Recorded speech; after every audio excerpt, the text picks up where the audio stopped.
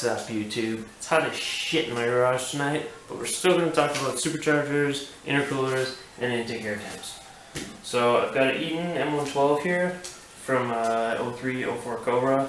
I've also got an intercooler somewhere, but I can't find it, so we're just going to have to do without and pretend it's there when I get to that part. Alright, so first what we're going to do is eat my kids' fruit snacks, because that is what any self-respecting father does after his kids sleep. Done. Everybody's sleeping.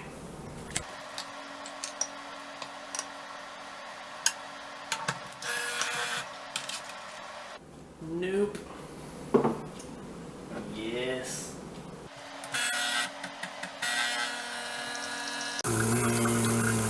Caffeinated goodness.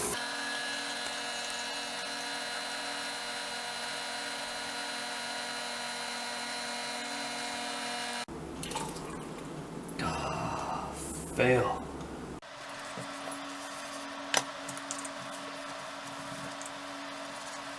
Best husband ever.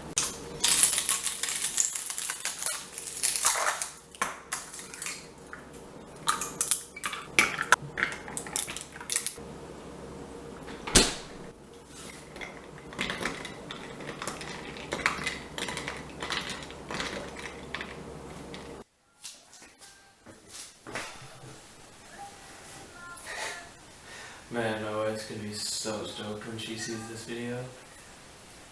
And we got our bar stool from inside in the garage. Totally worth it.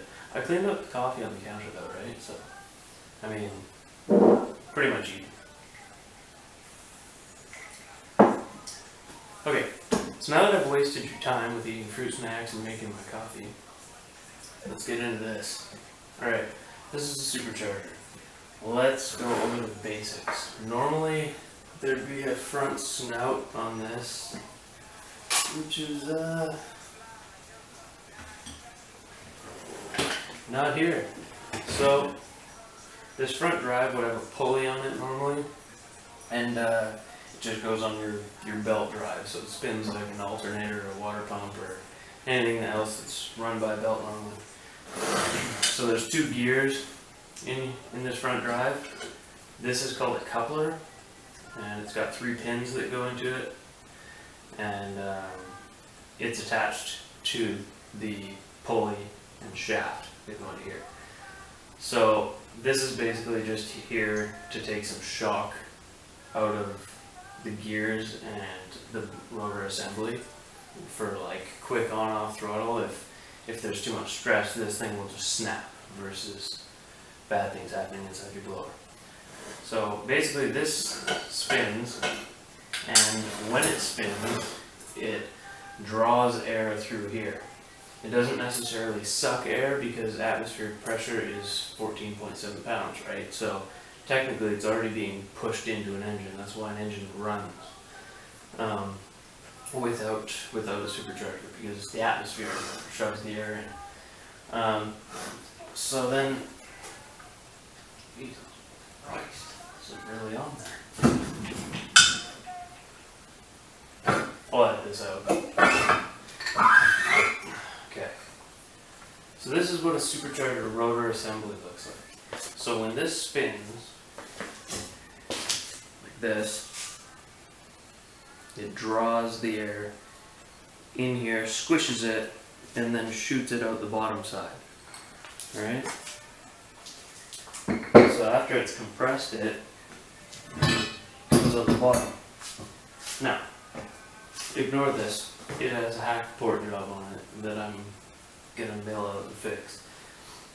So the air goes in here, the rotors spin, and I'll put them back in so you can kind of see how it works.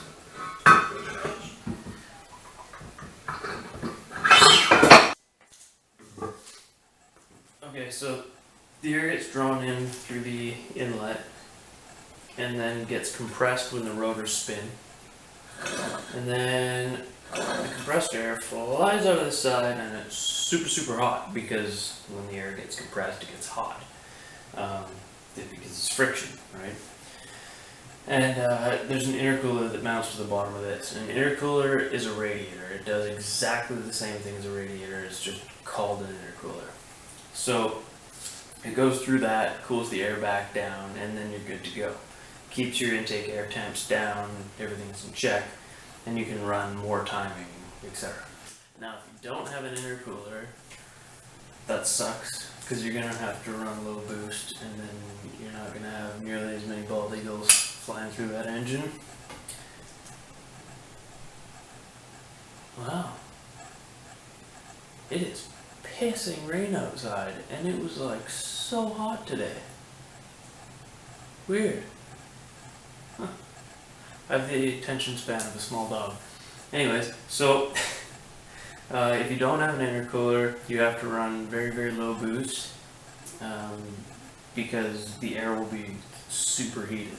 So if you're driving on a hot day, say it's like 35 degrees or like 110 if you're American, and then you've got a supercharger, well, now your intake air temp is going to be like way up there, like 200 degrees, and that's not good because, you know, engines already get hot. So you're going to start melting stuff, and your pistons will expand, and they can only expand so far. Rings can only expand so far, and then they got to go somewhere, so they break because they're pushed against your cylinder wall. It's just bad, bad, bad. So you can remedy that with water meth injection, but it's kind of a band-aid because then you got to run meth all the time. Which sucks. And yeah, intercooler is definitely your best bet because it runs its own separate cooling system from your car's normal like engine cooling system, and it's got its own little water pump, and it just does its thing.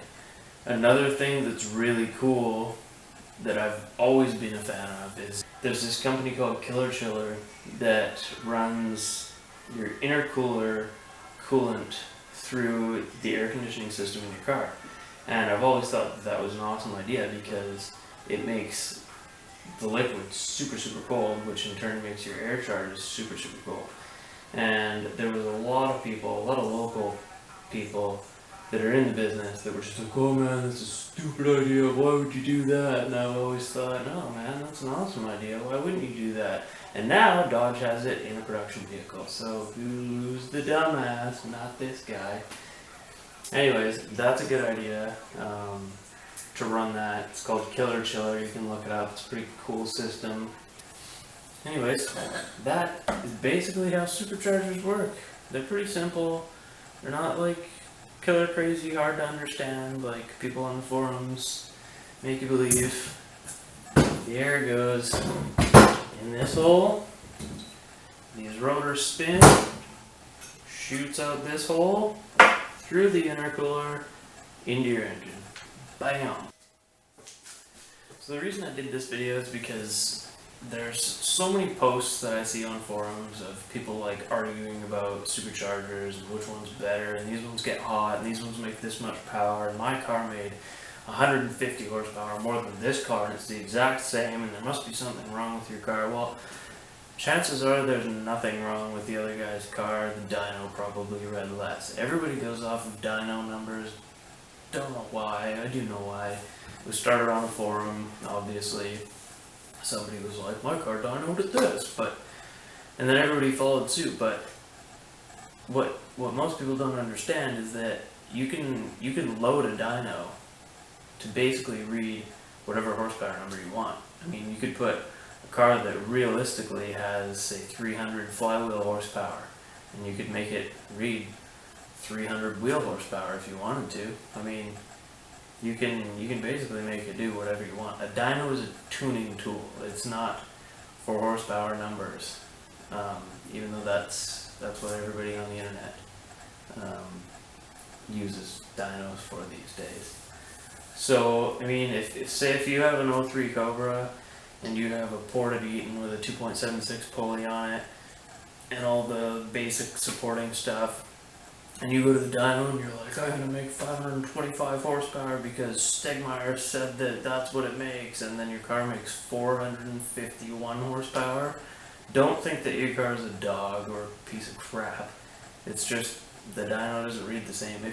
If your car feels good to you, then it's probably running good. I mean, you can tell when a car is running like a total piece of crap. So don't let dyno numbers discourage you. If you really want to know how hard your car runs, take it to the track and get good at it. I mean, you can learn a lot going online and finding out. Look for some calculators and go off of like what your track speed is, because if it's your first couple times at the track, your 60 foot probably isn't very good. But you can go off of your mile an hour and what your car weighs and get kind of a basic idea of what your car should or could run. Like say for example you're in like a 3,400 pound car and you're running like 12 fours at 126 miles an hour. And it's a manual car. Manual cars are always slower because you have to shift versus it shifting itself. So you take all those factors in, 126 miles an hour, 12 fours, it's a manual, it's 3,400 pounds, and you know that's a 10-second capable car. You just haven't driven it to 10 seconds yet. So I mean, don't get discouraged by dyno numbers. I guess that's the end of my rant, because this was about superchargers and I just went off on one about forums. Have a good night. Alright, one more thing before I go. I'm so sorry. Keeping you from all of your important things. This is an engine that I'm working on. It's a Texas-based 4.6 engine with all the goodies. It's got coated diamond pistons, manly rods, blah blah blah. And it's going to go into this. This is my 2003 Mustang GT. It's a very clean car. It's kind of ripped apart at the moment, but you can see it's clean. I'm doing some measuring. That's why there's masking tape on there. It's got custom paint. Try and get the flames in there. I think you can kind of see them there. It's got bam! Camera battery died. Sorry guys, I was trying to show you my car. I guess it didn't want me to show you or something. So I got a little bit of charge in it, just enough to say that I'm done for the night, because it's like 2 a.m. Then I got probably 3-4 hours of editing to do before I go to bed. So I will show you the car next time. If you like what you saw, please subscribe, hit that like button. Check me out on Instagram as well. I'm Reaping Silver 604 there too. I post pictures and shit. Anyways, take care. Have a great day.